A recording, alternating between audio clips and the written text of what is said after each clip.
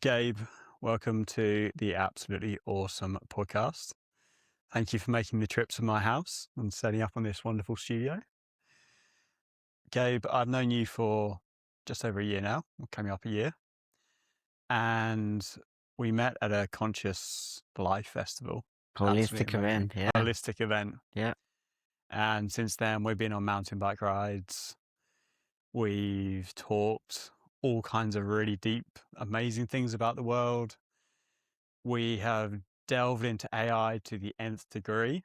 Yes. But one thing you said before we started this podcast was every time you start a breath work, the word sovereignty comes to mind. Yeah. Good that you pick up on that. Yeah. So what does sovereignty mean to you, Gabe? It's a good way to start. What comes to mind? First of all, thank you. Thank you for being here, for inviting me, for having me. And I'm really looking forward to just have the same conversations that we have, but hitting recording this Hitting time. record for once. Yeah, for once. So sovereignty, what comes to mind is this ability or this decision to govern yourself and to be self-regulated, self-governed, this sense of autonomy, but also responsibility of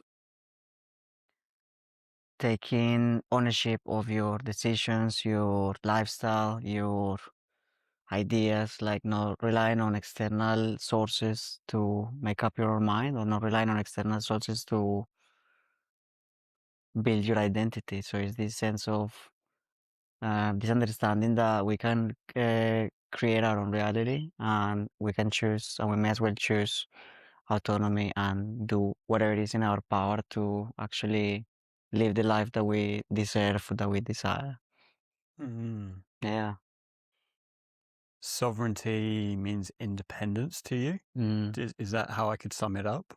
Yeah, independence and self-responsibility. Self-responsibility. Mm. Because I don't know if that's a self-responsibility is a idea or a concept lots of people would attach to the word sovereignty. Yeah, okay, interesting. Or there's certainly, in my experience, I wouldn't see self-responsibility as part of that as a directly. How do you see sovereignty? What does that mean to you? Great question. Sovereignty to me means freedom of thought. I think that's the very first thing, is having my own thoughts and my own views on things that come from lived experience, what I can see. Some, I would say, skeptical but open belief in lots of the or standard science that's taught in schools, but also a skeptic that I believe there's so much more to us and to the world than let's call it pop science. Yeah. That I was taught in school, and I think lots of people around the world are taught in school. Yeah. I think I've seen so much more in my experiences that would prove there's more than just science that runs this world. Yeah. And for me, sovereignty, I think of sovereignty as external things I can do outside of myself. But I think that's an interesting point, is there's internal sovereignty within me as well, to have those independent thoughts. Yeah. So I think of sovereignty on the outside, and then independence on the inside, is if I was going to divide words up. That brings me to, like, you're looking at things like, what comes to mind is the AQAL framework, like internal, external, subjective, objective. So you're like looking at sovereignty from the I concept to the we concept, or its systems as well. That's come to mind. And when you mentioned the word freedom, that obviously rang a bell immediately, because the word freedom was kind of implicit in my definition, or in what I shared about self-responsibility. It has this like implicit concept of freedom and the belief that we are responsible for our own freedom. That freedom is a state of mind. So that's how I linked self-responsibility. And I was actually thinking about freedom implicitly. But yeah, that's a great way to start, like freedom towards sovereignty. I see sovereignty as the next level of freedom, where we understand that freedom is within and we don't need either validation or approval from society, from systems to have that freedom. Yes. And I've been through an interesting experience recently of selling my company. And for some reason, over the last year or so in breathworks and meditations and all sorts of the energy work that you and I do and everyone else in this room does, at the start of those events, they always say, what's the intention? And whether it's themes around the heart, whether it's themes around expansion, the word that has come to me continuously for just over a year is the word freedom. That's really odd for me because I've done a lot of work on what are my values and what's built into me from childhood as values that I run lots of my life by. And freedom has never turned up in the top 6. It's sort of middle rung. It doesn't stick out in my personality. Yeah. Or something I think of every day. And it's been such a weird experience the last 18 months and year having that show up. And I was trying to work out why.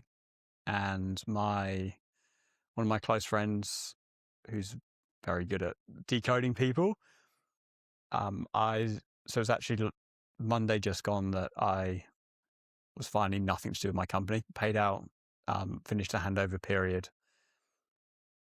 And he said to me, the word freedom may have come up and has come up because I was doing something, even though it was very good for the world and good for the planet, I was doing something that didn't align with me. So I was not free.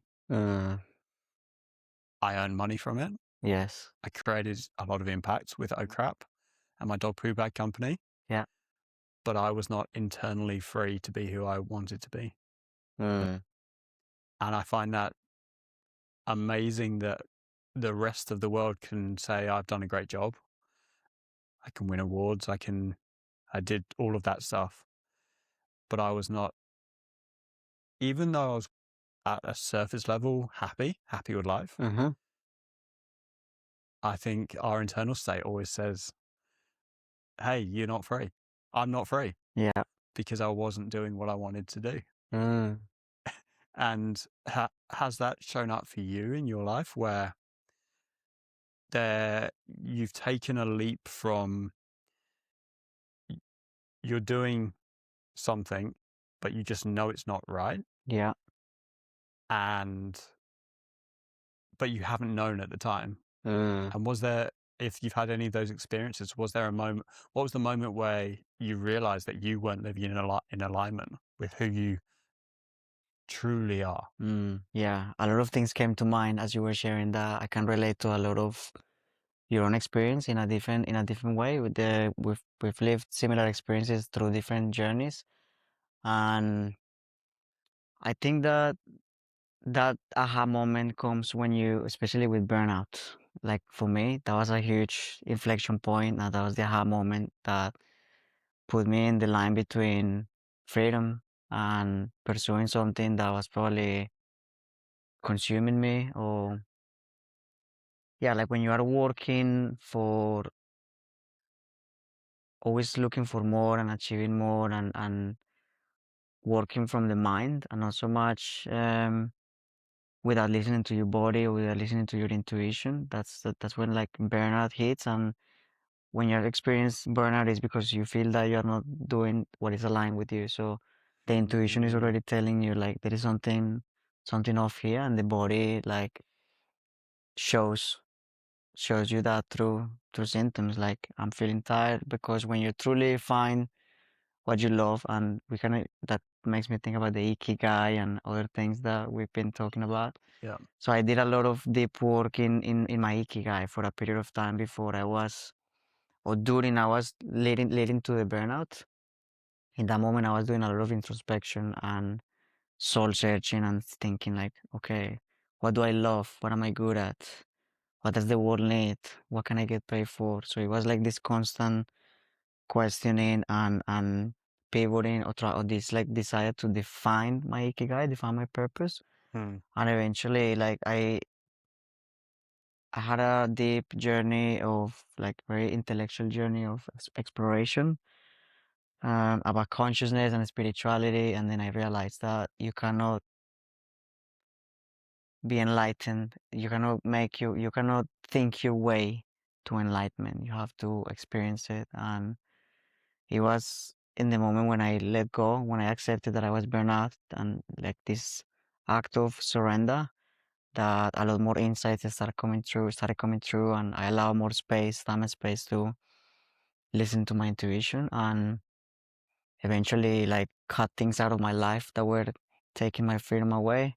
And that Mm. shows up in different forms as habits, relationships, the way that we spend our time, our energy, and becoming even more intentional about how we spend that. And that's again bringing that sensation of freedom and sovereignty, because choosing like this understanding that we can choose and we are not subjects to an external environment, or that I have to follow what the systems want me to do, what the people want me to do, but more listening within and making the decisions and being intentional about how you live, how you spend your time and energy. And eventually I started finding more freedom and realizing that freedom is a state of mind.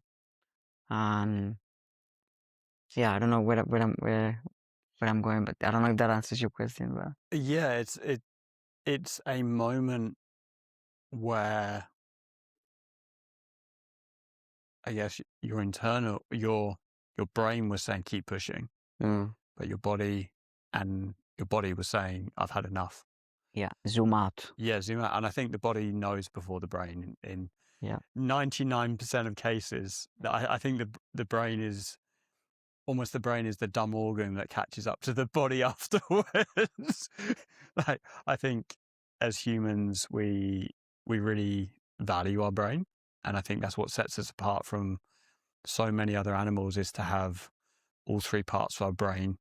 We have our Stone Age brain, our middle life brain, and then the more recent adaptations that have come through. But I think we flow with nature, and that's Mm, our body. And our body can tell us so much more than our brain if we're prepared to listen to it. And I think that's something that took me a long time to learn. yeah. And same thing, it was almost a point of breaking and burnout and pain. Yeah. It was actually pain of my body, my back, carrying the world's weight on me. Yeah. That led me to my first transformational experience, where it was not my brain doing the thinking to get me or to change something in my life. It was my body did the experience that changed my life. And I went to a kinesiologist. I was going to the chiropractor for years for my back hurt. I then met a kinesiologist who said, "Hey, I think I can help you in one session." Or she said a couple of sessions. And we went and did my first session, and it was very traumatic. Yeah. She in a very safe way. Well, I didn't say why I was going there. I didn't have an intention apart from I trusted this person. Yeah. There was some quality about her that made me trust her. And it felt more than just a logical connection. And yeah, I've been doing lots of research into different styles of personal development outside of the standard write my goals, achieve them sort of personal development. Yeah. I would say that Brian Tracy style personal development, a huge inspiration for me growing up. But I went to her and we did a session, and she identified things just by looking at me and saying things that I did not know the depth that was inside of me Mm. and how much those things hurt. And then going into a semi trance-like state, combining breath and a few other things with her guiding and leading and showing me how to put my body in that state Mm. to essentially relive an experience of my childhood that hurt quite a lot, Mm. but in a safe way. And she gave me a bubble to work in, a bubble I could be in, and that made me safe Safe within the space. experience. And I went through the experience again from a semi third person point of view within my bubble, and I was safe through the whole thing. So it wasn't actually traumatic. It was just very jarring to see that experience in such reality, Mm. and came out of that experience and walked out the door. And well, before I walked out the door, I looked up and the whole room was black and dark. And I was like, we walked in here and it was a regular day. Yeah. And this room is now so heavy. Charged with all that energy that was released. Yeah. And I think that was my experience of, okay, I've done the Brian Tracy personal development. There's an awful lot more in another sense. That was 7 years ago. Yeah. That is so much deeper than that. And I think I'd been reading about it for a few years, meditations, and kind of sat there for 5 minutes and tried to do stuff. But that was the experience that went, bang, there's a whole different world. And from that point Yeah. onwards, I've hardly read any of the standards personal development books. I feel like I did that for 10 years before that point. Yes. I can recite most of those books, the Zig Ziglars, the Brian Tracy's pretty well. 7 Habits of Highly Effective People. First book I ever read, Think and Grow Rich, on repeat. But I think I've gone back and listened to those books with new perspectives, and I realized there's so many more layers to Yes. Think and Grow Rich, for instance, that I never heard when I was just using my brain. Yeah. And was ever since then I've focused a lot more on energy. It's a energetic impression that I bring to the world, and it's an energy that I bring to my business. It's an energy that I bring to life. Yeah. It's an energy that I interact with people with. That's what everything boils down to: energy. We're energy. Our environment is energy. Our ideas are energy, and that's when we start getting deep into the quantum field. What was your moment? What was your moment that broke you into the going from the logical Yeah. personal development? Because I know you and I have thought about this for years, and Yeah. our audience behind the scenes as well. Yeah. As we've been in this for years now, what was the moment that broke you from maybe the formal science, Yeah. pop science that's Yeah. taught in school, to there's a energy holistic Yes. version of life too? Okay, that opens a very long conversation, Let's and do it. a couple of things to rewind when you mentioned, and kind of to segue into that question. When you mentioned Brian Tracy, I was transported to a bicycle when I arrived to Australia. I was renting a bicycle, doing my first jobs, doing deliveries with Uber Eats, and I was listening to Brian Tracy and all these self development. So that's kind of like the my initiation into that transformation, because like before that I was doing exactly the same in Colombia back home in Spanish. I was riding my bicycle, listening to Spanish podcasts about all the classic self-development. Then here in Australia, the initiation of doing the same thing in English, opening myself to a new paradigm, and then going to like feeling that like there was nothing else to consume. Like I was obsessed with books and reading and podcasts, like, and I was always like, what else is there? What else is there? Like, what else do I need to learn? What else do I need to listen to? Like, there was not enough It was never enough the amount of information that I could find and consume. And then beyond that, through life experiences, it was like there was a point in which like nothing was I feel that nothing was adding any additional value. Like I feel like this stagnation. Yeah. Like okay, there is so much I can listen, and I literally had like podcasts in my subconscious mind all the time, and I wasn't even finding time to. I mean, I wasn't being present, to be honest. I was at the gym and I was working out, I was writing, but I was always in my mind, operating a lot from my mind. And then I became more curious about like understanding more about myself and how am I operating and why am I operating in my mind. And then when I discovered this map of consciousness, that was like one of the key uh, aha moments as well, like discovering how to understand transcendental ego development in integral philosophy, integral psychology, and I understood that how everything is connected to the way that you are aligned with your chakras and how you choose to operate. And I learned that like the brain is only one tool. It's not who define. It's not who we are. It's not what defines us.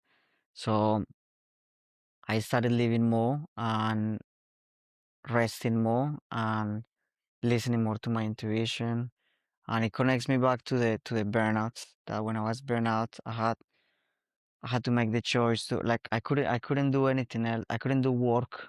I couldn't do what I was working so hard towards. And then it was like, okay, what now? Like who am I really? Mm. What makes my identity if it's not the things that I achieve, if it's not the things that I learn, that's not who I am. I'm more than that. And then just this journey of exploring consciousness, exploring like who we are, and questioning the systems, questioning why we do things. It took me into also like cryptocurrency. Cryptocurrency was like, I would say cryptocurrency was one of the gateways to awakening for me, because Wow. Okay. it took me so deeply into understanding technology, understanding the systems, and then just connecting so many dots with being a systems thinker and going from questioning what we use every day, the pattern that we live every day, which is money, financial. And it opened doors to understanding more about reality itself, human dynamics, so how society works and everything. So one thing was taking me to the next one, and I was finding relationship. The more I was learning in neuroscience and psycho-integral philosophy, and the more I was learning about technology, the more patterns I was finding. And it was like I found a lot of peace or freedom in having this dance between technology and nature. Mm-hmm. So like the deeper I go into technology, the deeper I needed to go into nature and spirituality to have that balance. Mm. Otherwise, like you don't have the capacity to hold so much energy, because ultimately information is also energy. So the more information you consume, the more energetic capacity you have to build within your own nervous system, and the more regulated you have to be. So that's when I started doing practices like yoga, breathwork, meditation, and going it more into my body and understanding that um, the more present you are, the more freedom you have, and that connects, like kind of connecting those dots about freedom, sovereignty. Mm. It all comes down to, yeah, it takes me back about the exploration that I've had intellectually and experientially. And then beyond that, I knew that there was more than financial capital. And that's when in the moment of researching cryptocurrency, I went really deep into regenerative finance. And that was like, okay, this is actually, there is something here. Like, it's not just finance, it's not just crypto, like it's all connected. Like, it's all connected to,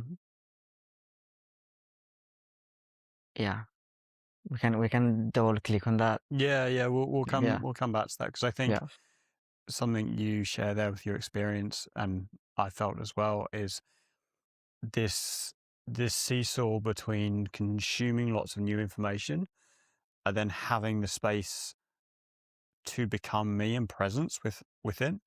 And I don't know if you had this experience. I go through periods where I might read a couple of books in a week, sometimes just deep, heavy books, and just audiobook them, 1.5, 2 speed, and I'll read maybe 2 in a week. And that might happen for a month or two. 2 speed. And then podcasts and all the other information that's coming in over the top. And then I'll just hit this point where I'll be halfway through a book and I can't turn it back on. I just can't turn any information on. Yeah. And I actually did an exercise probably 2 years ago now, of not listening to music for a month. It was a positive masculinity challenge. One of the interesting angles of it was no music unless it's part of your job for some reason. It wasn't part of mine. And if I was in the gym, it wasn't having headphones in. If there wasn't gym music, fine. But I personally listened to some podcasts, some Huberman. Yeah. Learned Classic. so many things. Biohacking. Yeah, and I think in that time I learned so many things, but I realized how much the more information coming in, the less creativity in my own mind. And I feel like at points in my life, I thought information is the solution, but I actually realized that there's a balance. Yeah. But it's so important for me now to have the space to go back and have. It probably lasts for a month when I'm on an anti-information binge now. I really don't want to listen to or consume very much information for a month, and having that space within me helps me be creative. I think it's always the joke that in the shower everyone has the best ideas. And I think that's literally because there's nothing else happening in the shower apart from being present. When you're not fortunate. Yeah, and I think the trap of information is consume information, try to do something with it. Consume information. I've got the information about this new business idea, this new marketing plan, the new funnel that I need to go and build. Then I need to go and implement it. Yeah. But I actually think for me, I found it works a lot better to go through information binges and then have space. Absolutely. And my own creative version of that information then comes to the surface, and I get time to expand myself and then go back into learning and then go. And I think it's a bit of a dance between the two. Yeah.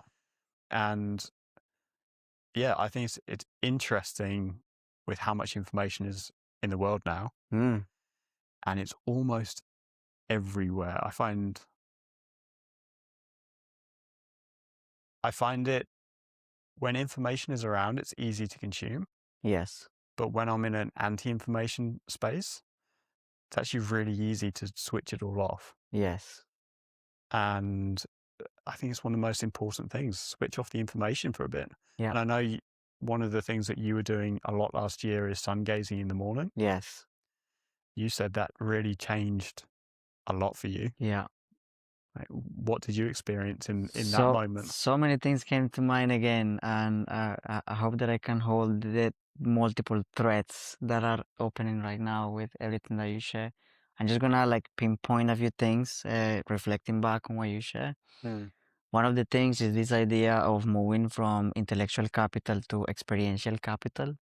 It's only when you integrate and go and have an experience with what you learn, it's only when you apply that the information becomes wisdom, and that's when it really becomes power. Information on its own is just potential, but it's unrealized potential. And the more that you consume, it could start becoming noise unless it's filtered, unless it's applied. So I think about information as in a systemic way, that the more you are seeking to understand, the more you should be interested in embodying that and experimenting it. Another thing that came to mind was also moving from the mind to the body, from the information to the discernment. Discernment becomes also, I say, to the body because I thought about intuition, and with intuition comes discernment. Another thing that came to mind as well was AI itself. That's a whole other conversation. Like AI, we'll get into AI. We'll get into it for sure. It wouldn't be a podcast if we don't talk about it in 2026. The 2026 podcast, yeah. That's it. So it's an interesting idea because with infinite access to infinite information today, um, there is a lot of chaos and there is a lot of noise. Highly customized information as well. Yes. The ultimate dopamine hit of information. I Yeah. think in the past it's been we had to engage with the information that was being provided, whereas with AI, effectively we get the most tailored, perfect, dopamine heavy Yeah. information we could possibly get now. Yes. So now that I dropped those seeds, reflecting on your thoughts, coming back now to your question about Sungazing, Sungazing has been deeply transformative for me because it's just such a simple exercise. It's free. You can do it every single day, and you realize that the sun is always there. The sun is always showing up, and it's like this. It's all like coming back to presence. It's coming back to when you focus on the sun. Let's give some context about sun gazing and Yeah. why it's good. So like sun gazing, there is some common or mainstream beliefs that is not good for you, but in reality, like we are all are as living beings. We actually feed from light, plants, everything lives. Like the sun is the most pure form of energy that humans can have access to. Is literally what keeps the ecosystem alive. Something as simple as that. That when we go and pay attention to the sun when it's rising, it's like recharging or bringing us back to our primordial like instinct and putting our circadian rhythm in sync with nature. So I slow like there is a way of getting the most advantage of it, and it's like looking at the sun before it's more than 30 degrees from the horizon, Mm-hmm. which is about like 10-20 minutes.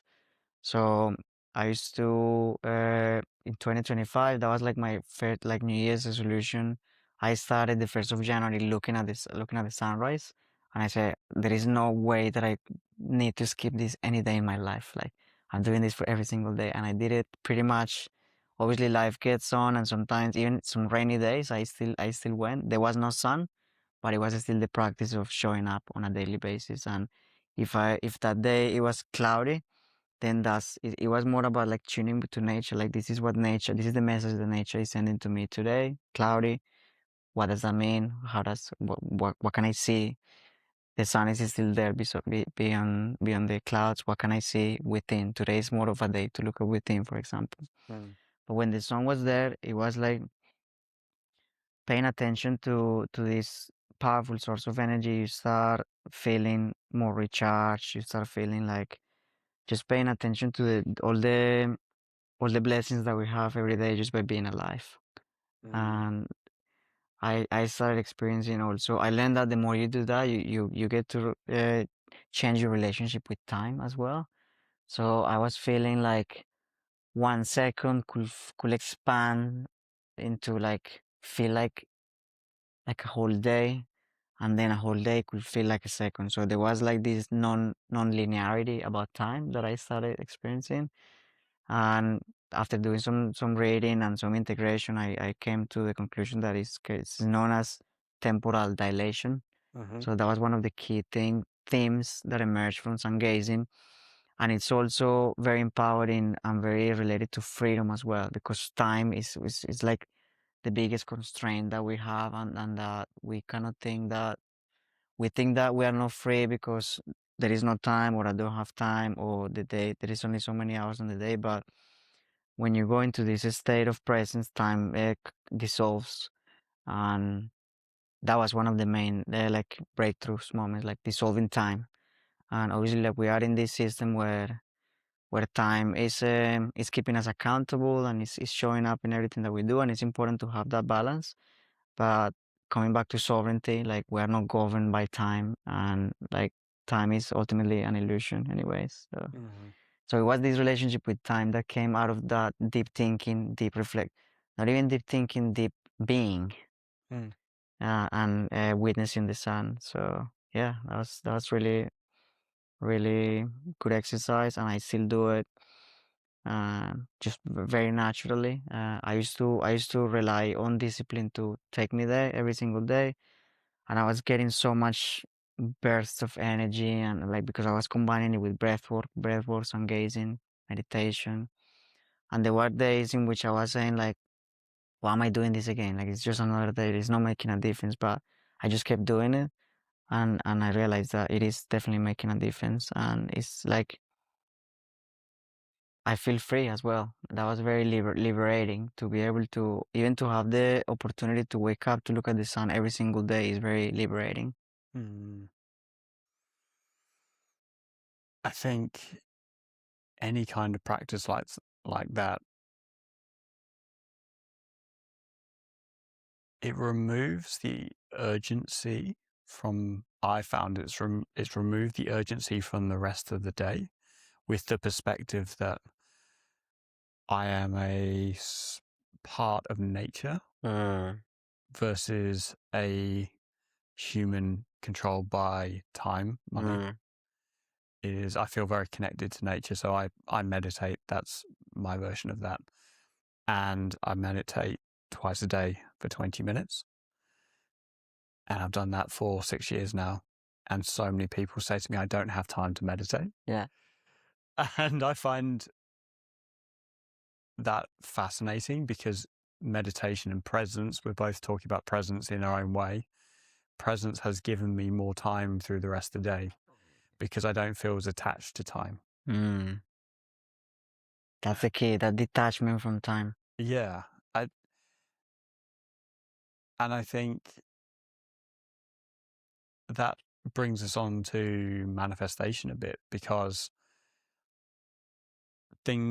I found things show up a lot easier when I don't have an attachment to the time that they show up. Yeah. And they all seem to show up. And I also find it's almost the day that I finally figure out a non-attachment to something. Yeah. The thing shows up in my life. And I actually think personally what I found is it's okay to go through the process of some attachment, but lessening over time to some kind of outcome for a bit. And then a feeling of complete letting go of a thing. So Yeah. for me, ironically, now 18 months, it was moving to the Sunshine Coast in Australia here. And I actually wrote on my gratitude 2024 gratitudes that I'm grateful for my house in Sunshine Coast in this exact suburb Before leaving it. before living here. And then of all the places this current house I'm in, I never intended to coming to see this house was a spur of the moment, non-planned event.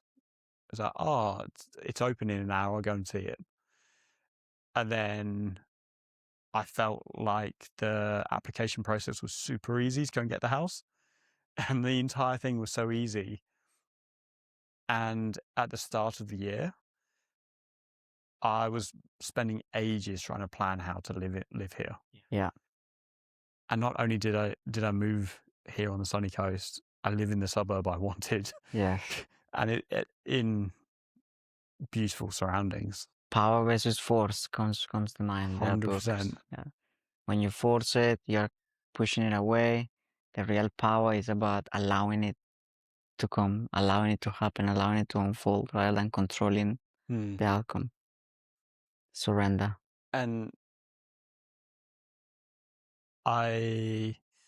if someone had told me 10 years ago, certainly 15 years ago, I think 10 years ago I was on the edge of starting to believe this stuff. But yeah, if someone had told me 15 years ago that manifestation could be a real thing, like, no, that's not possible. I can plan my way to the thing. Yeah. And then, over the last 10 years, certainly more and more stepping back from it. But I think I still go through the process of when I find something, I haven't got to maybe the monk stage of not being interested in anything, because I am interested in empowering the world and giving the world my gifts. And I haven't come to an exact feeling of what the monk's gift, if they're giving the gift that they were given to the rest of the world in that moment, maybe they are. but I still have and being able to be present and create a sacred space is a very special thing, as we all know in this room. But I also feel like my gift shows up in the world differently, and I do want to achieve and be the best version of myself. Yes. So it's interesting that to get there's the knowing, and then there's the disattachment. I don't know how I'm going to get there, but I do know what the gifts and how I'm going to bring them to the world. Yeah. I know my purpose. I know why I'm here. That must be even more present in you now that you're going through this transition of letting go of this company that literally like built your whole identity for years 100%. and following like that's a huge exercise of detachment and surrender and letting go. And I'm curious to hear more about how is that going for you, transcending that identity. It's been so fascinating because all of the things you and I discuss off camera like endlessly is our identity shouldn't be tied or isn't tied to what we do and how we show up and who we are and all sorts of things. And I thought I was in a pretty decent place of that being true. And what I found amazing is the first day of the handover period. Yeah, the first day of the handover period for 9 years of running the company and building the company, I had done one thing in the morning, about probably a couple of minutes after I woke up at the latest, is check the results from yesterday. Every single day, whether it's Wednesday or a Friday or a Sunday, it was so built into me to pull up the dashboard and see the result. And I checked it on that first Monday that it was no longer mine. The money had been transferred and I was in the handover period and there's nothing else. As a CEO, I was no longer that. I checked it 3 times because it was in my brain of that was what I did. Yeah. And then it was really good catching myself doing that because I saw there were so many things I was doing during the day that I wasn't conscious of how inbuilt it was. And then by Tuesday lunchtime, so 24 hours later, I had completely disassociated from checking the dashboard of the results. And I think the important lesson I learned in a bigger sense is being able to see the habit or being able to see the shadow, the whatever it is, just being able to see it almost stops its power over me personally and over, I think, anyone. It probably 80% of the power of whatever that action is disappears. But I'm going through a really interesting time of, for 9 years, I've known how to introduce myself. And I think it's a very regular question, even if we don't want it to be. Most people at some point within the first 10, 15 minutes of meeting, what do you do? Yeah. And I can give some funny answers. And I used to say, yep, I'm a crapologist and I run a non-plastic compostable dog poo bag company.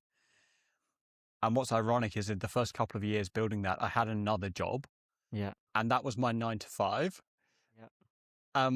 I had friends even 4 or 5 years ago who would say, hey, remind me of that time. And I say, yeah, I was actually working 9 to 5. And I told them this and they could not remember at all that I ever said that I had a 9 to 5 in those first couple of years. Yeah.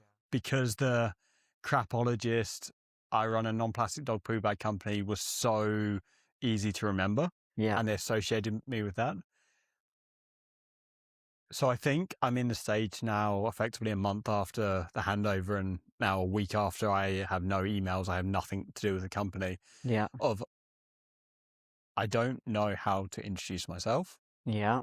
I have my brand. I actually have my new products came out on Friday. But it's gone from what I do to my purpose is. So my purpose is to empower change makers with the tools, systems, and mindsets to run spiritually aligned, sustainable companies. I love it. But that's a very abstract thing. So I'm happy to say that because lots of people don't have a purpose. So being able to share a purpose, lots of people think, wow, that's amazing. Mm.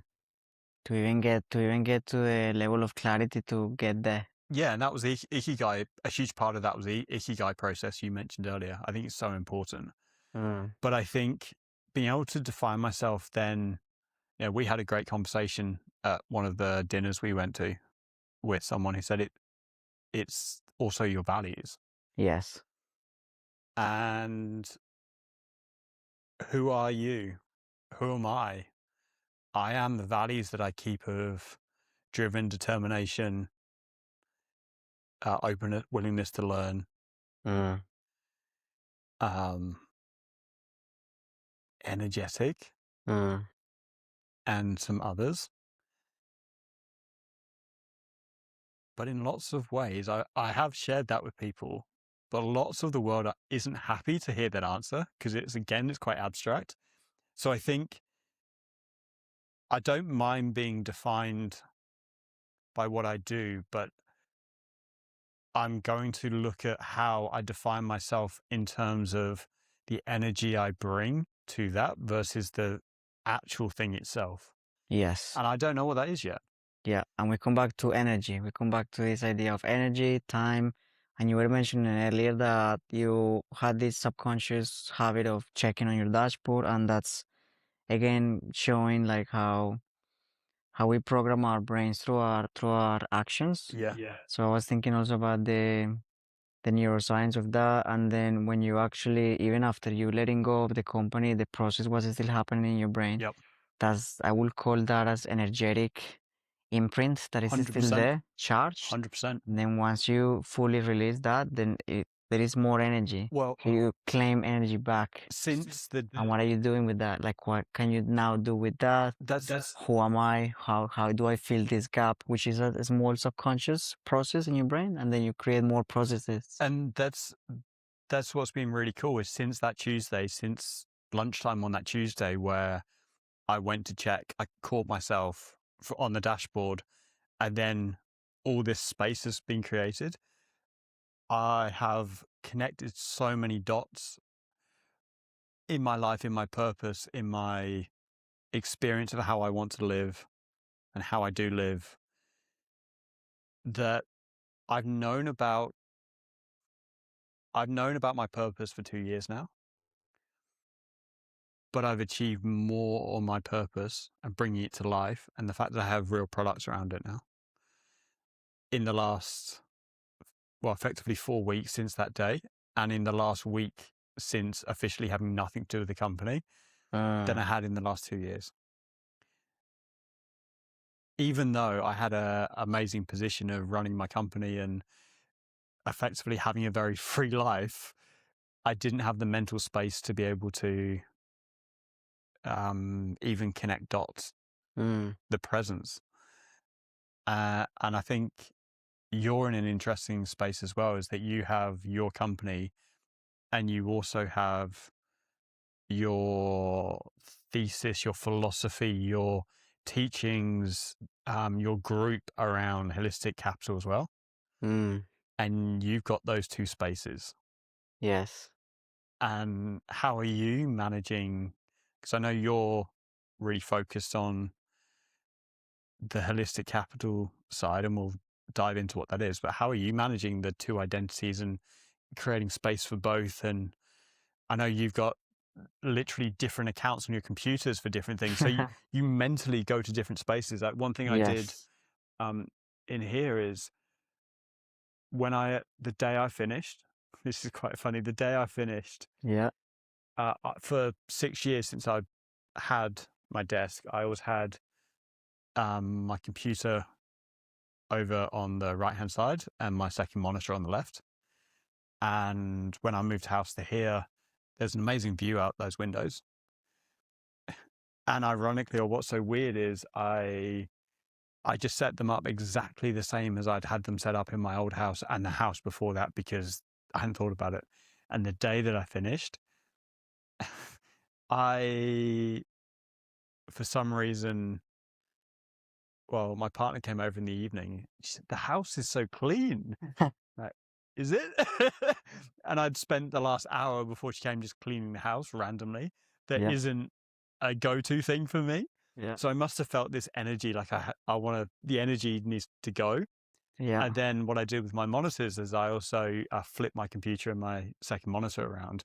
And Yeah. the day that I've done that, it's almost like I can't remember my previous life. Yeah, that's it. Designing your environment, changing the context around you, changing the environment around you. Yeah, and I'm wondering if that's actually a point of leveling up in the future, is I'm going to be doing that more, is just changing things every 6 months intentionally, Mm.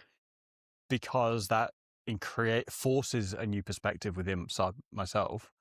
And I know, yeah, as I said, for you, you've got your IT business and the holistic capital, and you literally have different logins on your computers to try and divide them Yes, up. that's it. Almost like different containers, different energetic containers as well. Like this, yeah, like again, so many things came to mind, so many things to speak about that. Like some key concepts that I keep grabbing for this thread. Like we talked about time, energy, manifestation, AI, sprinkle AI there. So like, where do we go from here? Like the two Well, identities, the two containers. yeah, like Yeah. how do you manage currently your two identities, and h- how do you introduce yourself? Yes. And then also, how do you internalize working on two different things that are very, yeah, they're semi-related, but they're very separate. And Yes. even with all the things I've known for the last 2 years, I've actually found it very hard to work on my purpose because I was in my old world. But Mm. you're actually living both. Yes. I think that the short answer is they must be connected to your purpose. Like both things, having those two things that seem very different. I actually spend a lot of time thinking and ensuring that what I'm doing is going to be connected to the higher purpose. So like that dot connection.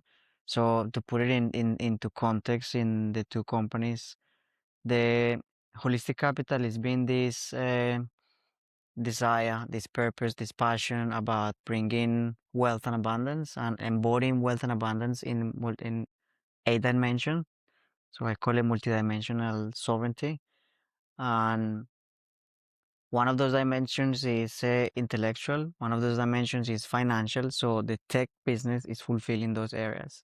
So every time that I'm investing, I also look at things through seasons.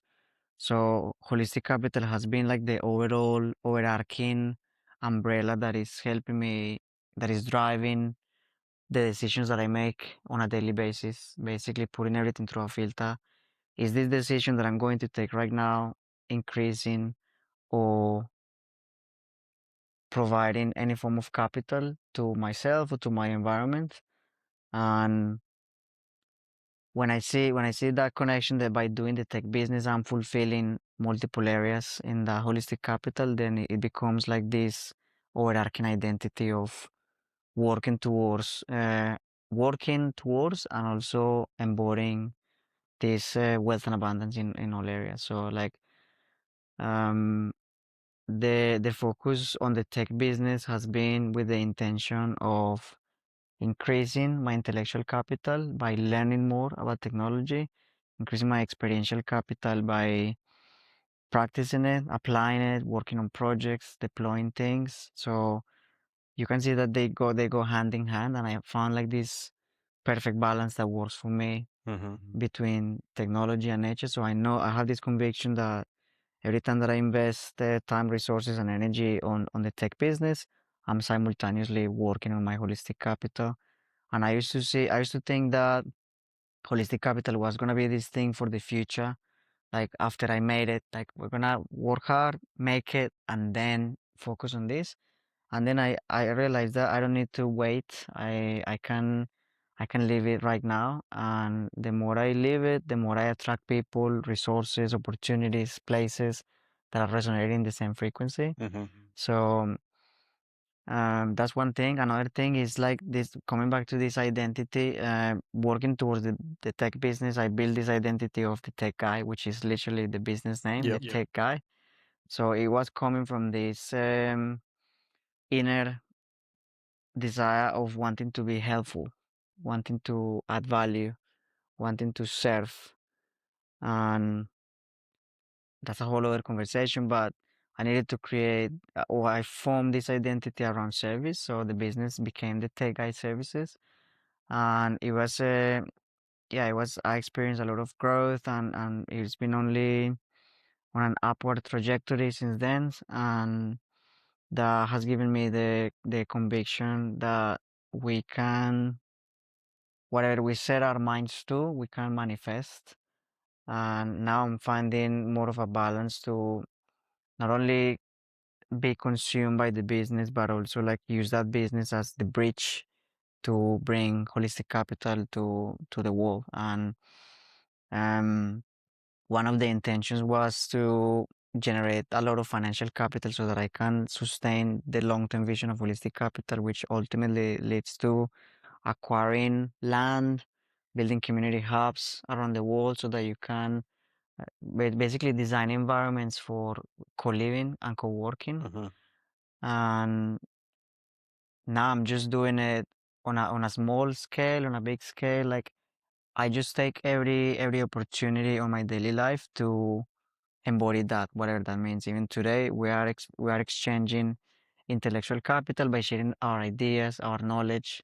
We are increasing our cultural capital as well because we are engaging in this practice that can become something um, almost a ritual. Like even this, we went through all this effort of setting this up so that we can capture moments like this that happen very spontaneously now in our daily lives. And but when we, I think that like one of the things that all um, high achievers, or I would say like people that expect a lot of things from themselves, have in common is that we take a lot of things for granted. A lot of things become obvious to us, but or we have this imposter syndrome that like, who am I to be showing up on a podcast or to be speaking to people? Right, like that's always like at the back of the mind. But I realized that I have learned a lot. I have learned a lot from so many people that are doing it. That for sure there has to be someone that is a couple of steps behind me, just like there is someone that is a couple of steps ahead of me. So I learned that, I embody, and I am like the filter to pass that on. And people that are on the same journey of building or like claiming their true identity, I hope that they can get some value from this exercise of just showing up and being ourselves and talking and speaking out loud, kind of like or thinking out loud, brainstorming. And yeah, that's what comes to mind. I like how you have taken, forgive me for stereotyping, but IT being a relatively bland numbers systems business, and it really meaning something deeply to you within the bigger holistic view you have of life and holistic capital. Because I think there will be a temptation to run away from a business that is on the surface is quite systems and technology, because I know you're also very deep, as you said, nature deeply, but I love how you see it in that bigger perspective. And I think it's really important you made the point of everything that we do contributes to A higher the purpose. higher purpose. Yeah. And I think that's the key. Like it boils down to that's the common thread of everything: time, energy, freedom, sovereignty, higher purpose. Once we find that, once we have that conviction, everything else is working to support that. And that builds the foundation of a fulfilling life.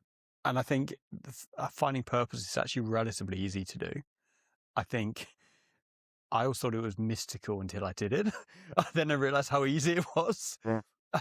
I think there is definitely the argument for living life after the age of 18 as an adult for a bit of time to work out, just to experience things. So my rule has always been, or I look back now, and my rule is under 25, say yes to every 9 out of 10 opportunities, whether it was volunteering for me, business opportunities,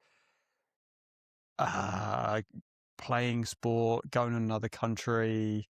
It was supposed to be going to another country for 6 months.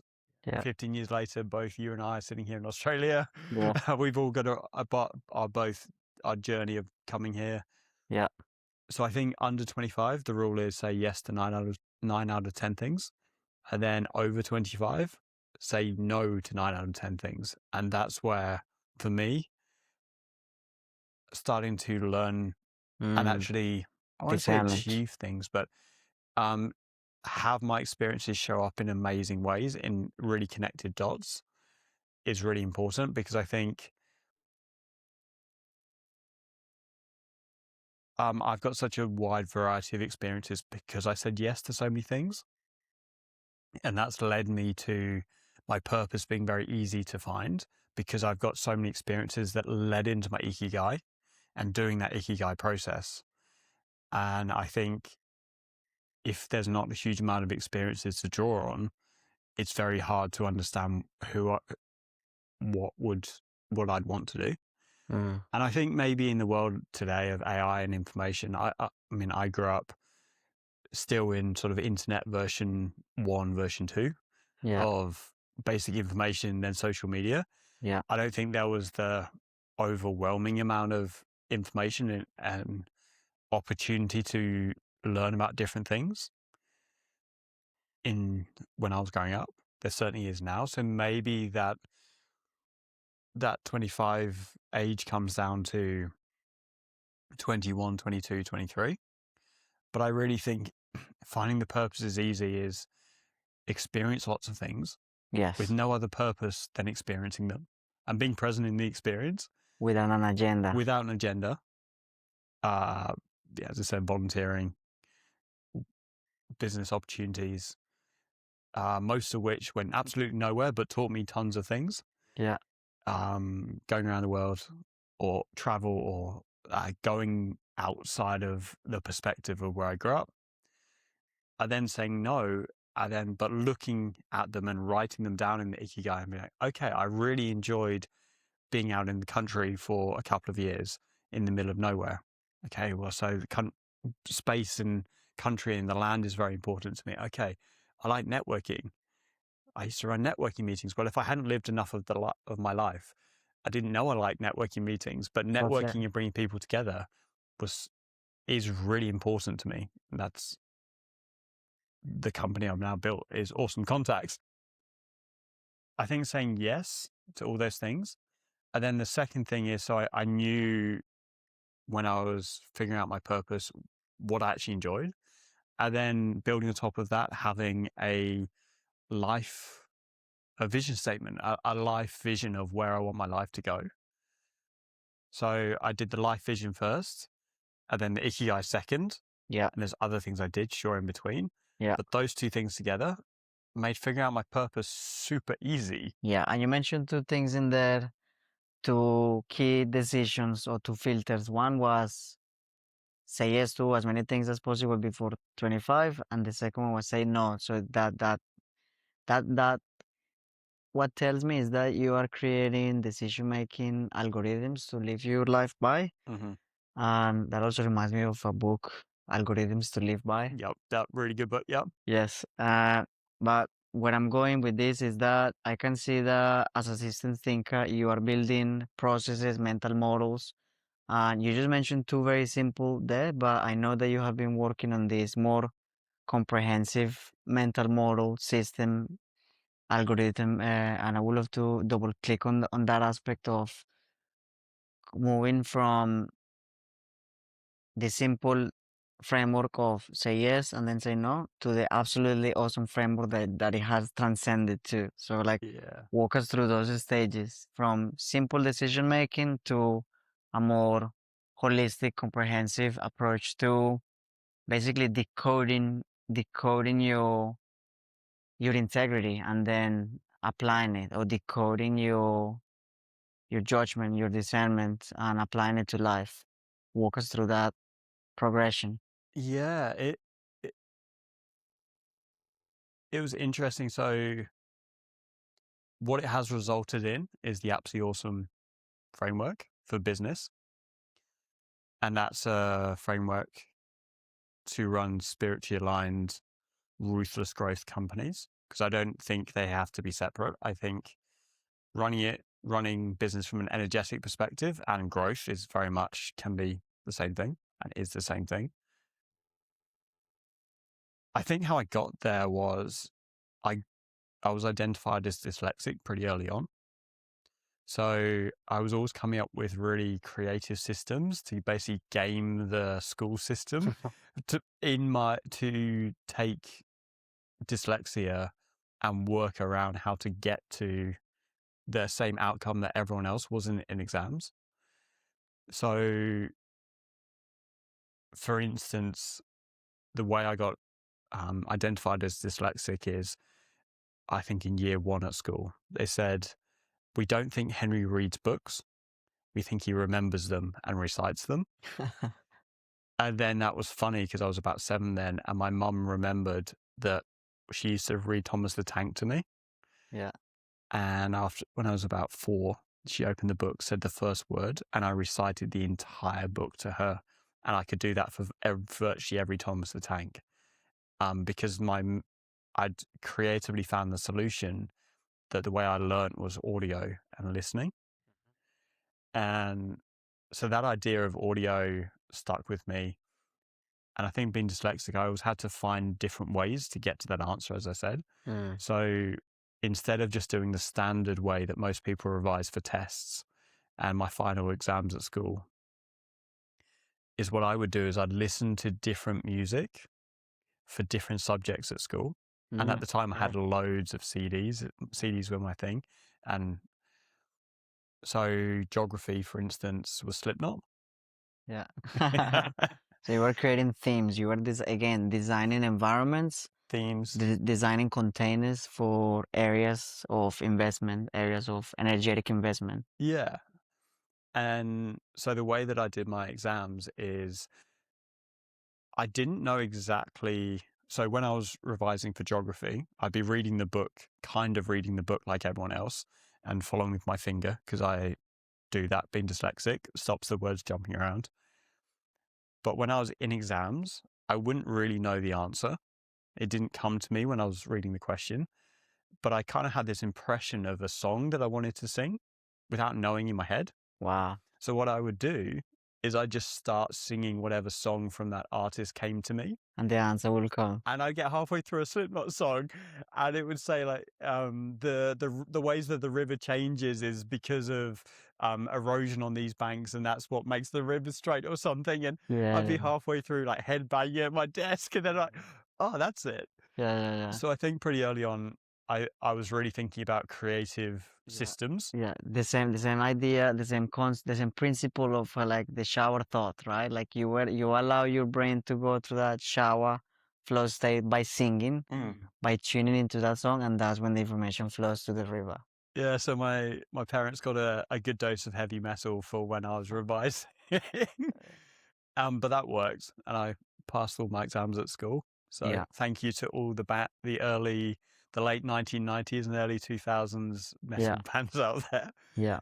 And yeah, I think that led on to, I always knew I wanted to do business. My dad ran a business, so I at least had I was asking those questions, is how do I do that? Yeah. I then believed, and my dad sort of pushed me. What I received from my dad in my childhood was financial people run businesses. So my dream was to be an accountant because I figured that he was very numbers based and every penny got accounted for. And I've just figured that that was the way to do it. So I did my accounting exams or went to accounting school when I left school and worked as an accountant. And then just before my final exams, I got made redundant. Yeah. So I did my final exams and went off around the world for 6 months. And 15 years later, here we are in Australia still. Yeah.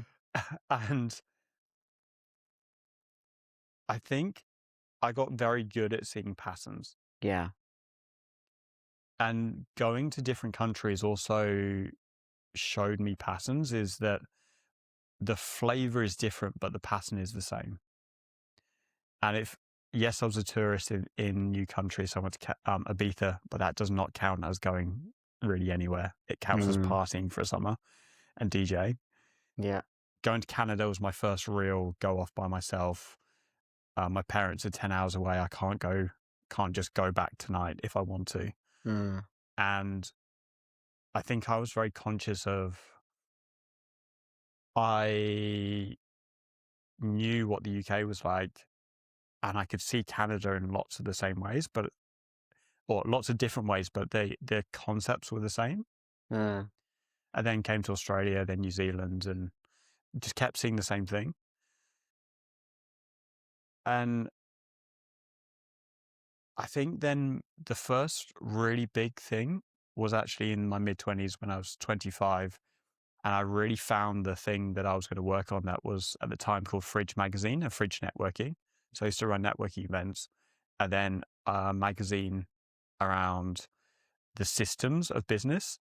And so instead of just talking about marketing as a concept, I'd get people to write and share their experiences of, this is our exact funnel breakdown. And I started seeing lots of patterns there. And then, yes, I think, oh crap. And being in a sustainable space, being in a non-plastic compostable dog poo bag space, made me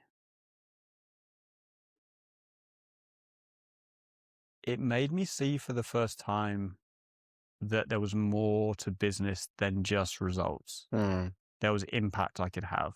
Yeah. And that's also where I think I diverted from conventional personal development to more energetic development. And I realized through oh crap is that the more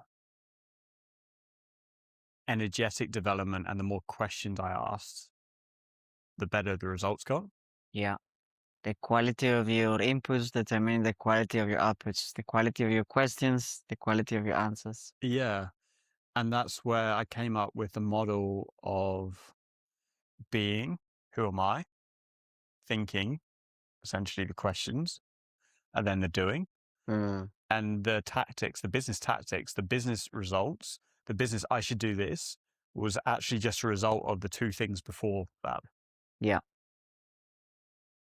And exactly how we mentioned earlier, now going back and reading those original personal development books that you and I both read sound completely different now, because I've got a new identity that I'm approaching it with.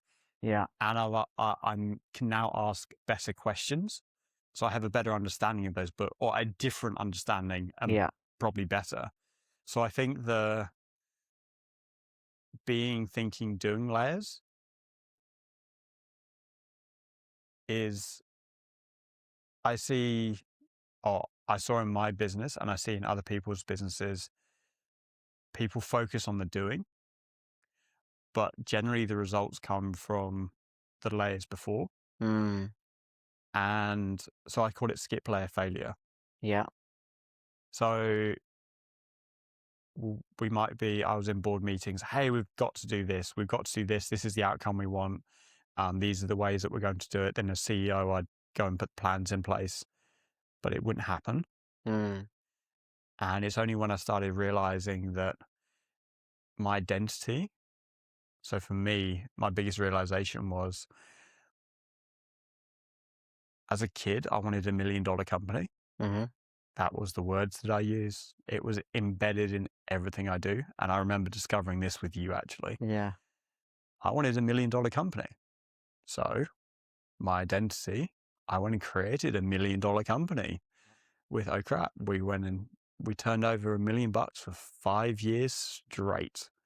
And there's nothing that changed about it. We tried different things, but they were all tactics levels. And it's only when I found out that my identity was tied to $1 million. It's like, oh my days. That's why it hasn't changed. Yeah. Because my identity was attached to $1 million. So then my questions were based around $1 million company. Yeah. And And so your head is so much in the game already that you're like, couldn't see it. you're completely immersed in that. So one of the things we said and created was to change the perspective, certainly within that company, is we would say instead of $1 million company. So I think instead of trying to solve the issue from the $1 million company perspective, we would say whatever we're going to do or the question, but we'd say before, as $100 million company, insert what we're going to do. And then some of the things that we insert in those sections, or we were out of stock for half of the 2 to 3 year period of COVID. Yeah. 2020 period. Probably can't say that in certain places now, but we were out of stock through half that time. But as a family company, it was a atmosphere of, oh, I'm so happy that we're just about getting through. We're trying our hardest. We're keeping everyone happy. Everyone understands us. We're a family company. But now I look back on it and say the words, as $100 million company, we were out of stock for half of 3 years. It sounds ridiculous. Yeah. But as a family company, it sounds amazing. Like we're all in it together. So I think changing the perspective really helped change the outcome. Yeah. And I think that's where I think I started coming up with, okay, there's a layer behind the doing. And then, so that was the thinking, okay, let's ask questions from different perspectives.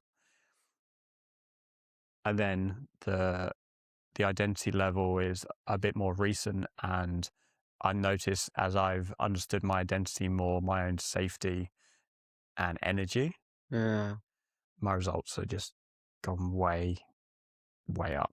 Yeah. So I think that's how I got to it. And I think it's such a good exercise, or has been a really good exercise, to say the words as $100 million company, then insert what we're going to do. Yeah. It's like, oh my days, some of the things that we were doing sound and look so stupid from that perspective. Raising the bar, raising the standard. Yeah, and one really fun practice that I've done is spend an hour with my friends and only talk about the day that we had today from the present tense of a year's time, from the person I'm going to be. Interesting. And it's really, number one, it's really hard to stay in the present tense. Hey, I did this today. I had a really interesting meeting with XYZ person, and they taught me that governments are really looking for this in companies today at the moment in the research and development area. Okay, cool. But that completely changes the perspective for me on actually being able to embody who I'm becoming. Is spend an hour in like once a month in the presence of my new identity. Yes. And second to that is, I think it's really important in business. I found through a lot of my early career, I was solving the problem from my current perspective. But I think I found it's really good to solve the challenge I'm having from the company I want in 6 months' time. So I started off life more as on the marketing side after accounting. So I went to marketing, and I would always say market the company I want in 6 months' time, not the company I have now. Yeah. And I think that's a really good reframe, because it's like the company, that reframe is like I'm pulling me towards the new company or my new me, versus pushing to get there. Yeah. And so I always ask now, am I making the company I want in 6 months' time? Yes, I can have my 5 year goals, 1 year goals, but I find 6 months is a very tangible It feels like something that's real. Yeah. And I understand what 6 months' time, a 2x, a 3x, a 4x company feels like in 6 months' time. So yeah, I think that's a really fun reframe as well in terms of thought patterns. Reframing patterns. Yeah. Thank you for sharing. What goes through my brain when I listen to your story is first how you move from this orange, coming back to the levels of consciousness, how you move from this orange level of consciousness to more green, teal, moving from achievement oriented, profit oriented, goal focus to more pushy, more competitive, to more like wholeness, like when you mention a spiritually aligned company. And also there is a whole other conversation that can unfold from this, and is this relation between money, wealth, and spirituality that is conflicting for a lot of people. But we both seem to agree that spirituality and transcendence and love is very interrelated with wealth as well, because it's 100%. the system that we operate in this third dimension. So that's one thing that I picked up from your story, and it's like this being okay with wealth and spirituality at the same time, understanding that they are connected. Yeah. And also this idea of what becomes possible when you run a when you run a spiritually aligned company, which in my language will be a teal organization, which is from the teal paradigm of consciousness, of inclusiveness and pluralistic wholeness. I think a really good example on that front is for Oh Crap, I learned and I experienced and we created when we hired a new employee. We would say one of the most important things is we are not here to paint your picture. We'd say this. We're not here to paint your picture.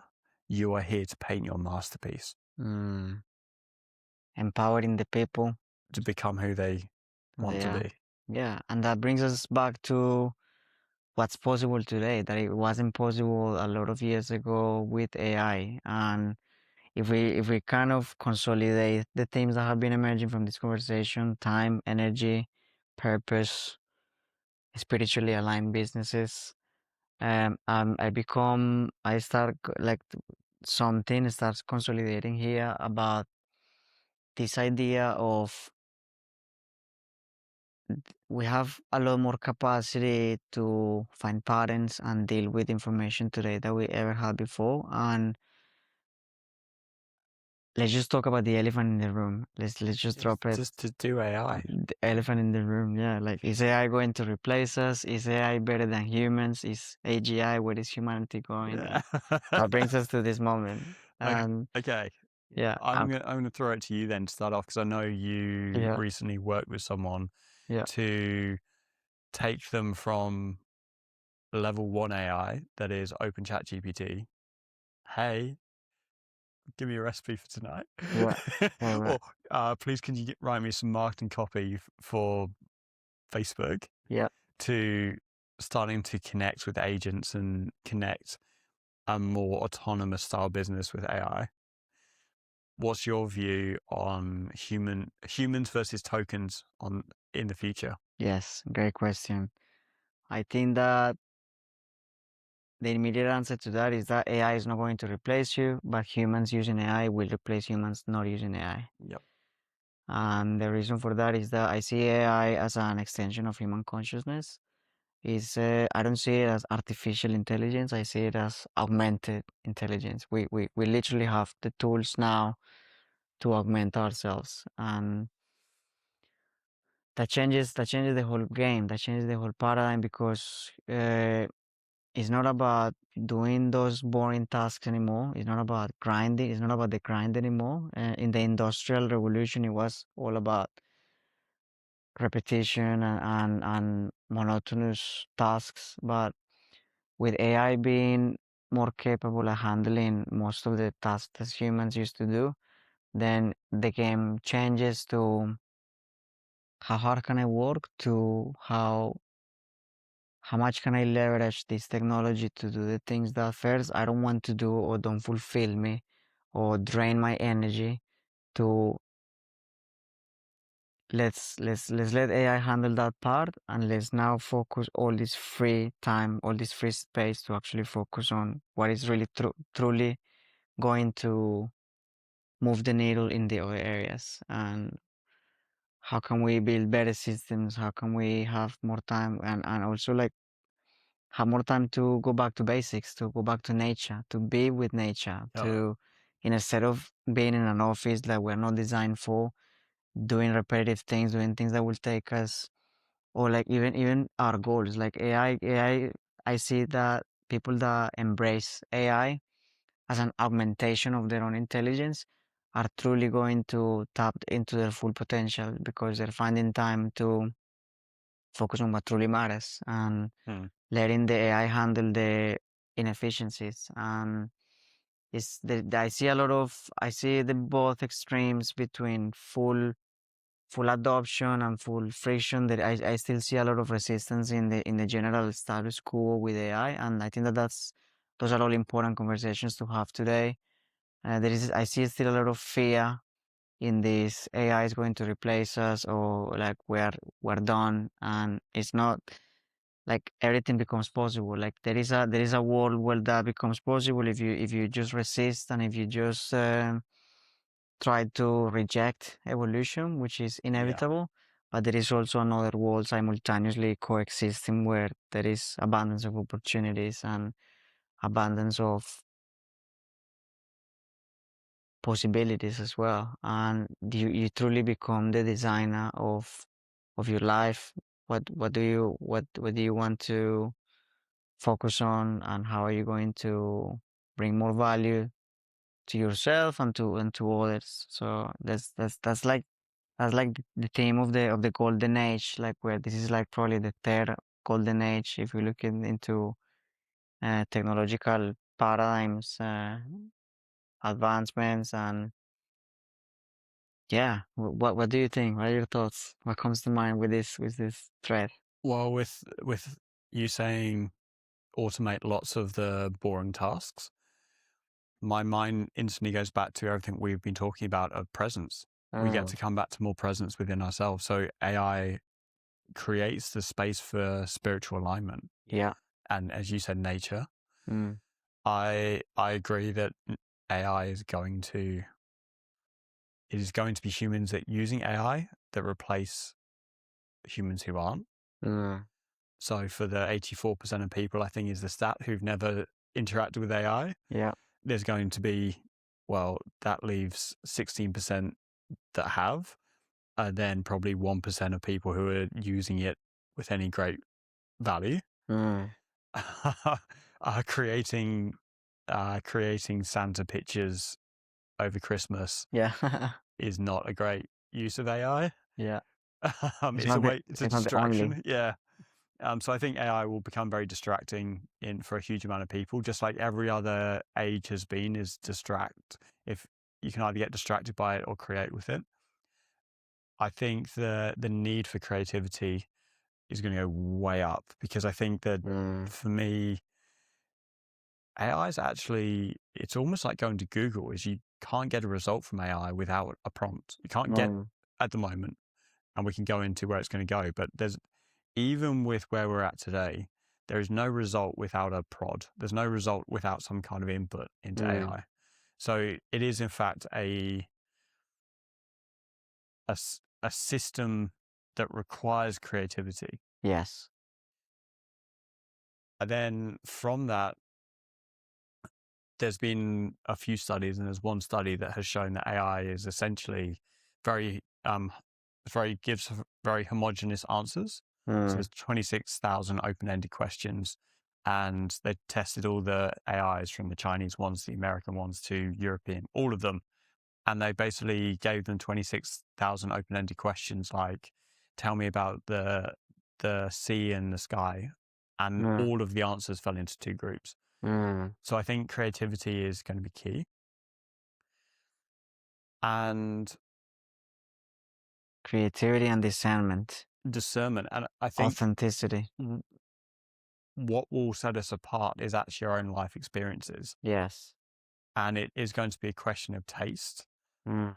Taste combined with life experiences, because when you and I put things into AI and work with it, we're putting our perspectives and our experiences in. Mm-hmm. And that's going to be unique for everyone. And AI is so good at giving unique answers in terms of so customized to us Yeah. that only us could have got the answer from it. Yeah. But that also leads me to AI gives us the advantage, coming back to my framework of the second level of thinking, Mm-hmm. is I get to potentially easier than ever think like someone different than me. Mm. Hey, I'm working through this. I'm being creative on this problem. How would XYZ person think about this? Yeah. And it's normally really good at sharing that. And then I think it's taking that and not copying it and just using that as the thought pattern. Yeah. It's bringing that information back into us and being like, okay, how do we now create our own perspective with a Mm. couple of different views? And I think skill customization Yeah. with Claude and all of the others, I'm really against downloading a skill from the internet unless Yeah. it's a utility skill and just using the skill verbatim that I was given, because every other person's doing exactly the same thing with the same skill. Yeah. So I think there's one on Claude at the moment that's getting people really excited about different perspectives. Yeah. I'm like, I don't want to use that skill bang on how it was written. Mm. I actually ask a lot of the time, like, hey, with my framework, with Yes. my experience, take this skill and Extrapolate. extrapolate it into my own thinking. Mm.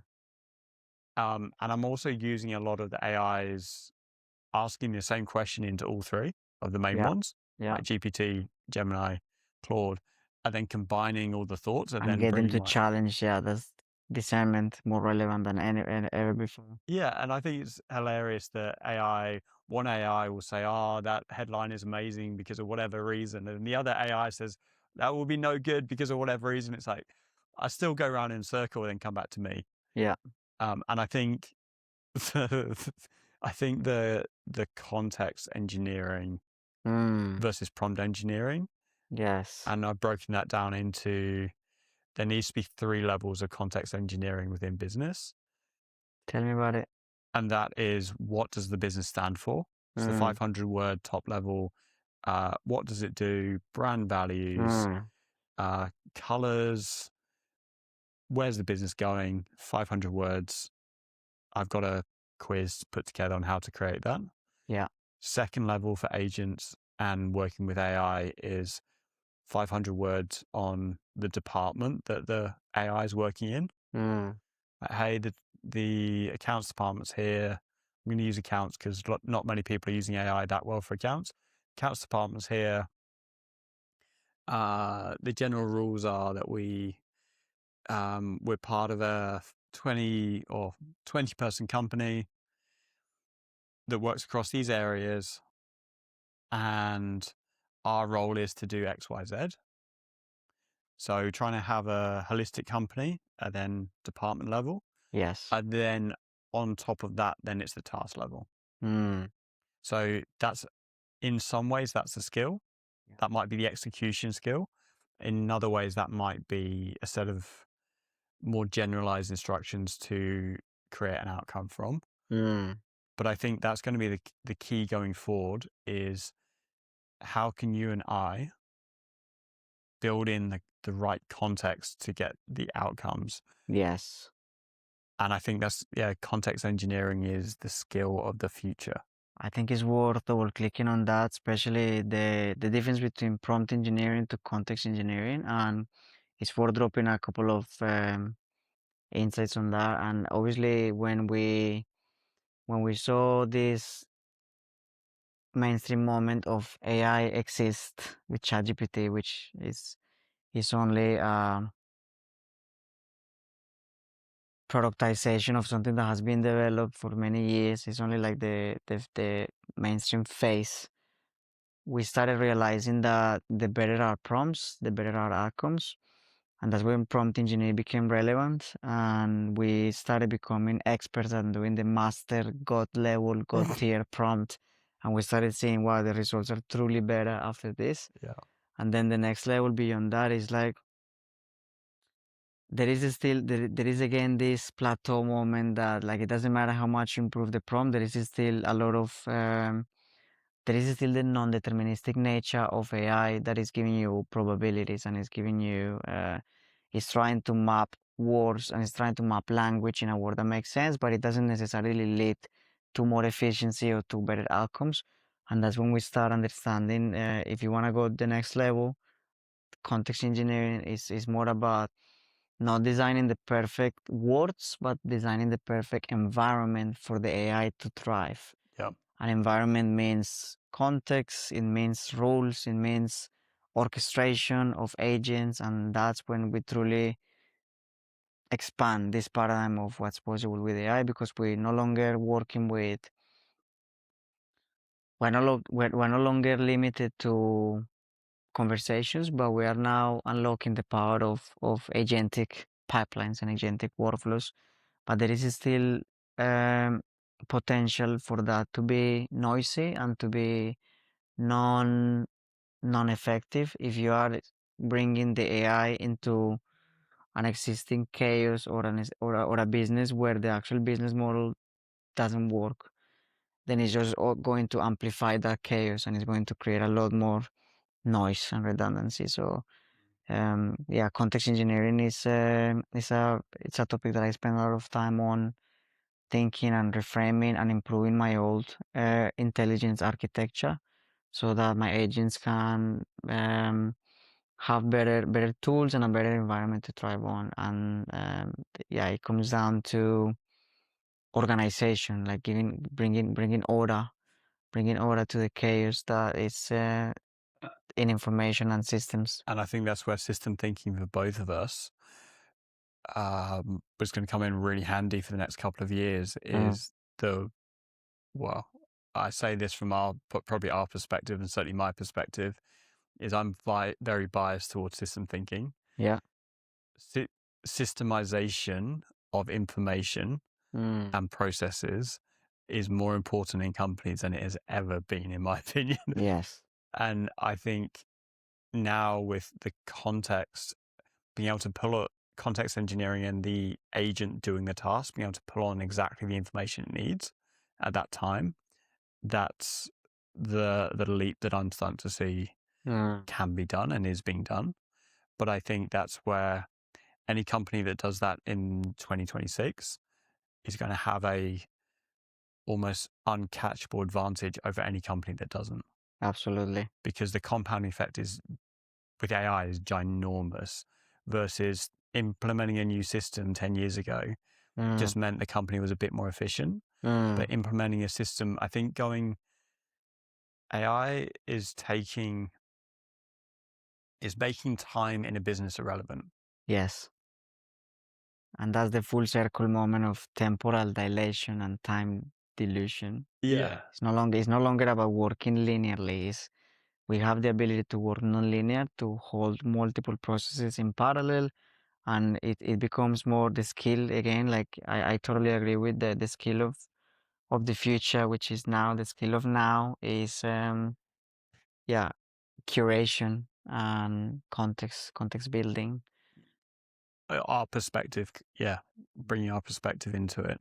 Yeah.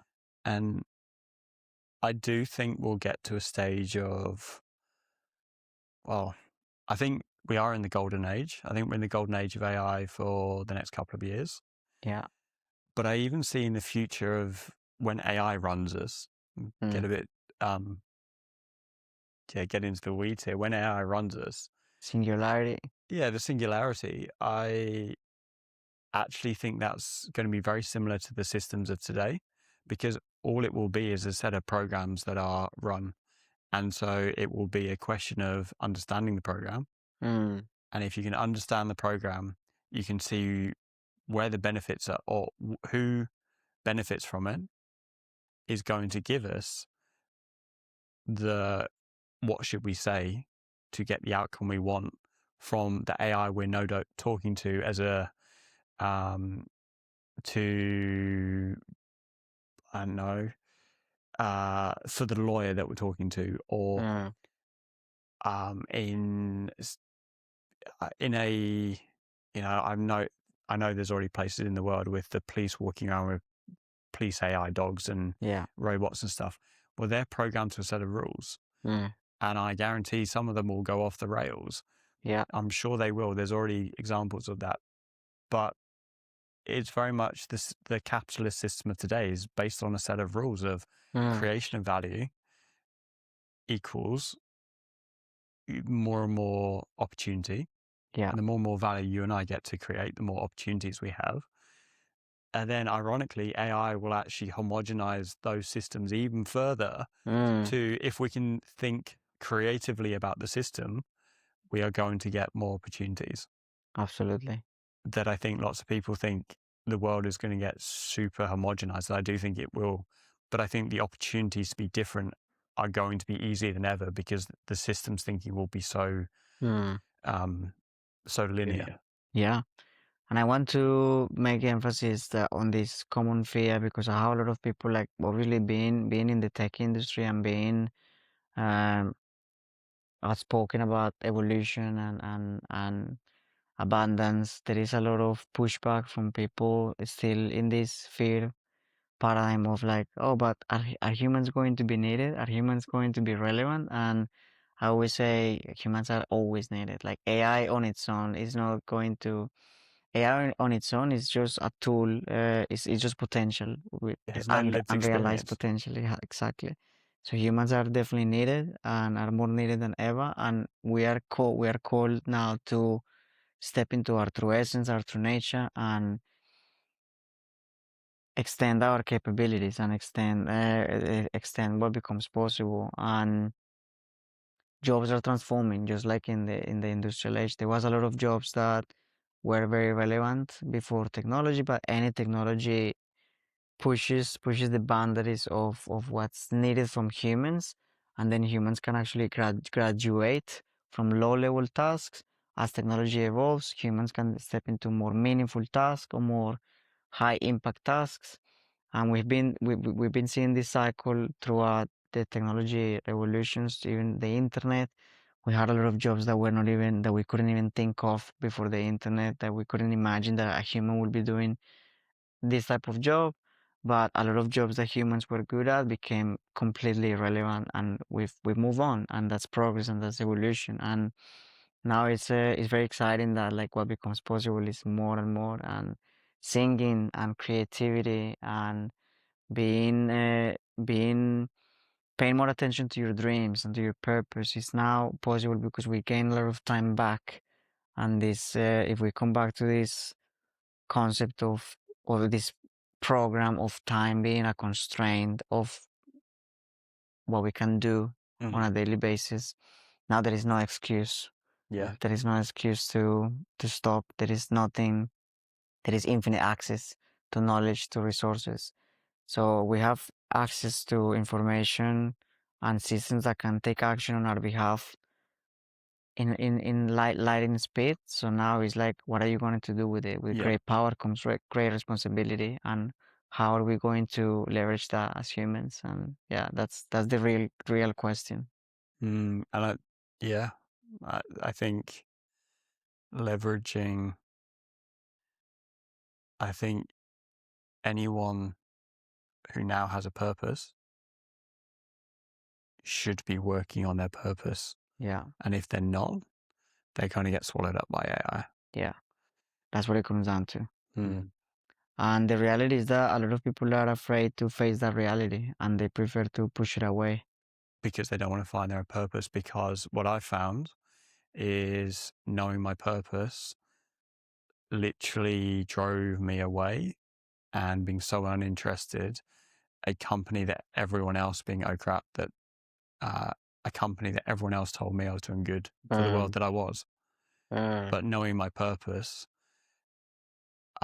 created such a separation And so I'm going through the transition, as we discussed earlier, that I don't know exactly how to describe myself or what I do, but I do know what my purpose is, and I do know there's things coming together around it. Yeah. And I think it's really hard for a human to not have identity. Or to kill that identity, to kill that ego that doesn't want to die, that wants to hold on onto that identity that has been helping us making sense of life this far. It's easy to get attached to that, and that's where the fear comes of, like, of, and the resistance of, no, I'm just gonna ignore AI and I'm gonna do my thing. I'm not gonna let technology replace me, and I'm gonna Yeah. live in the bush, or I'm gonna just put my head under the sand. But like, it's really that avoidance of the deeper responsibility that comes with more power, and a lot of people don't want to face themselves. A lot of people don't want to face their own reality, and don't want to kill that ego that is holding them in that paradigm. So it's really good to see how this full circle moment of we start talking about purpose, ikigai, time, energy, and then we come back to sovereignty. We started talking about sovereignty, right? To me, AI has enabled it has enabled me to realize my sovereignty and to increase my agency, because also to manifest, because now it's all about, like, I have an intention, I know what's possible, I know that we have the tools to get there. How can we orchestrate these pieces to achieve this outcome? And then you can do that in multiple areas of your life, and life becomes more enjoyable, and life becomes like unstoppable. Yeah. And I think a really good example of that is AI is now editing all the shorts that go on social media for me. mm, That's not take a video, upload it to Opus Clips, it figures stuff out, download it, write social media status, and off it goes. That is, I drop my videos in a file one end, and I've now got AI to break up all the shorts, do all the captions. All of that stuff happens as a combination of AI and programs out the other end. And that would have taken, even in Opus, that was an hour upload, download. yeah, let's think about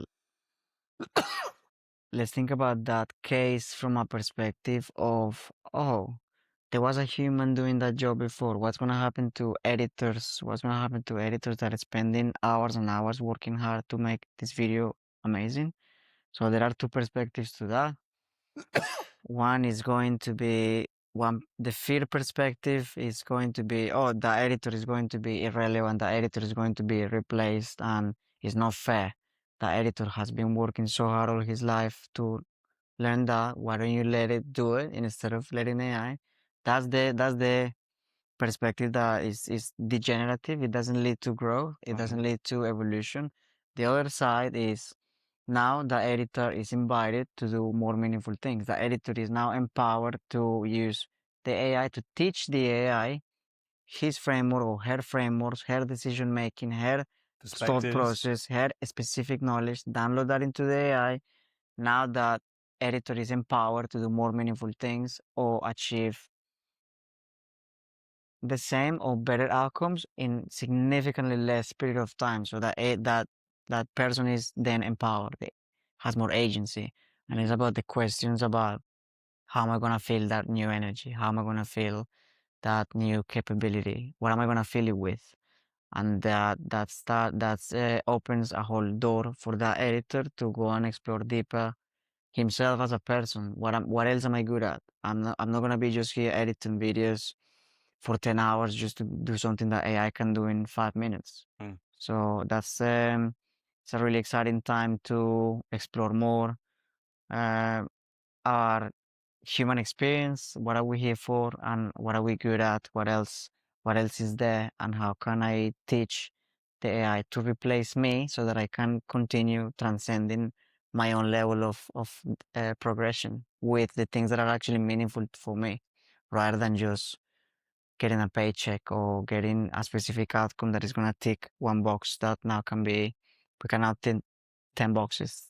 Well, that might be one of the quotes of our chat today, of one of the most important skills in the next 5 to 10 years, or 5 years, is teaching AI to replace myself. Mm.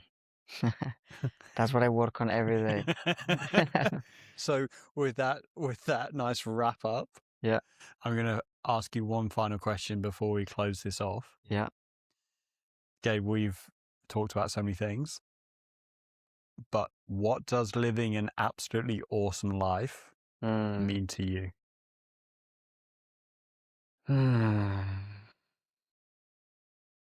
Let's breathe on that. It means to live my highest timeline. And what I mean by that is if I understand that there are infinite possibilities and there are low timelines and high timelines, I choose a timeline where there is abundance in 8 dimensions: intellectual, experiential, social, cultural, financial, material, living, and spiritual. And that pretty much translates what my highest timeline would look like. And I choose to create that reality and embody that reality out of all the other infinite realities that can coexist. So with that, what does an absolutely awesome day look like for you then?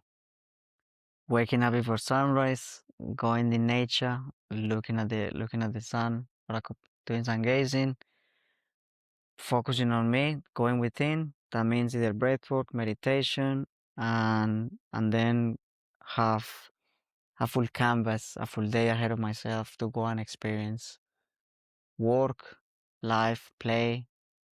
What am I gonna do now with this? Like filling my container,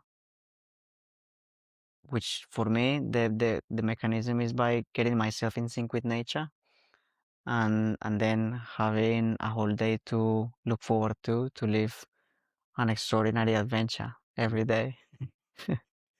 I love that. Yeah. What does that mean to you? For a day, that means first off, starting off with presence. So for me, that's meditation, because first off, 2 minutes of sun at least to just set the circadian rhythm then meditation. Then move into some kind of fitness, waking up my body from an energetic point of view, whether that's yoga, gym, run, beach walk, surf, some kind of experience. Mountain biking. We are going to go mountain biking It's happening again. soon.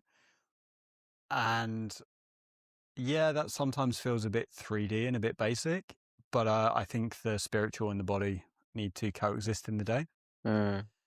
And from there, it is sharing my messages and my thoughts for the first proper hour of real work in the day. And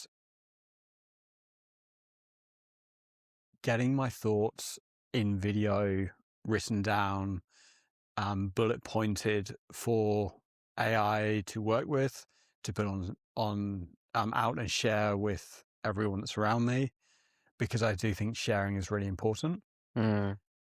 And then from about mid-morning onwards, it's working on something I love. That right now I'm really focused on networking and how our interaction, which capital would you call networking? Exchanging Social capital. social networking. Yeah.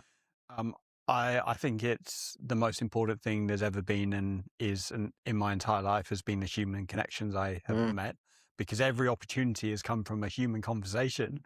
It hasn't come from an AI conversation. Yeah. Every bit of growth that I've got to impact the world with has gone through a human. So I'm really focused on learning more and more from a scientific point of view. I've worked for 20 years on networking, but to go and work on my tools around that, share my absolutely awesome framework. And I think spend time appreciating other people and the awe that is other people. We're all connected. Yeah. So whether that's my partner, Um, I will mention very first thing in the morning, smelling her fresh air.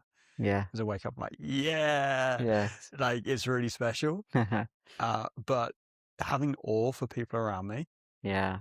and celebrating them as all the gifts that you bring into my world, Mm. and all the gifts that Nate you bring into my world, getting to experience them in a day. Mm. Like sometime after lunch is like a really good time, or just Yeah. after the food, sitting there, spending 5 minutes doing that's really cool.